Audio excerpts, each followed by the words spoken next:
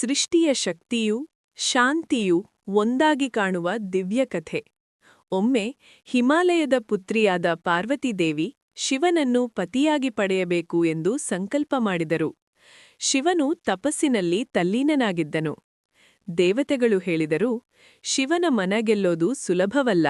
ಆದರೆ ಪಾರ್ವತಿ ಭಕ್ತಿ ಮತ್ತು ತಪಸ್ಸಿನಿಂದ ವರ್ಷಗಳ ಕಾಲ ಶಿವನನ್ನು ಆರಾಧಿಸಿದರು. ಅವಳ ಶ್ರದ್ಧೆ, ಧೈರ್ಯ ಮತ್ತು ನಿಷ್ಠೆ ನೋಡಿದ ಶಿವನು ಮನಸೋತು ಅವಳ ಮುಂದೆ ಪ್ರತ್ಯಕ್ಷನಾದ. ಶಿವನು ಕೇಳಿದ, ನನ್ನಂಥ ಸನ್ಯಾಸಿಯನ್ನು ಏಕೆ ಆರಿಸಿಕೊಳ್ಳುತ್ತೀಯಾ?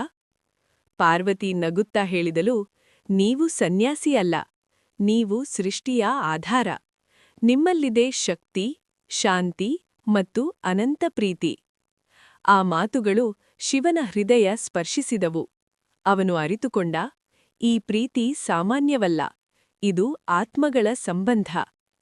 ಅಂತಿಮವಾಗಿ ದೇವತೆಗಳ ಸಮ್ಮುಖದಲ್ಲಿ ಶಿವಪಾರ್ವತಿಯ ವಿವಾಹ ನಡೆಯಿತು. ದೇವರುಗಳು, ಋಷಿಗಳು, ಗಂಧರ್ವರು ಎಲ್ಲರೂ ಆಶೀರ್ವಾದಿಸಿದರು. ಆ ದಿನದಿಂದ ಅವರು ದಂಪತಿಗಳಾಗಿ ಸೃಷ್ಟಿಗೆ ಸಮತೋಲನ ನೀಡುತ್ತಿದ್ದಾರೆ.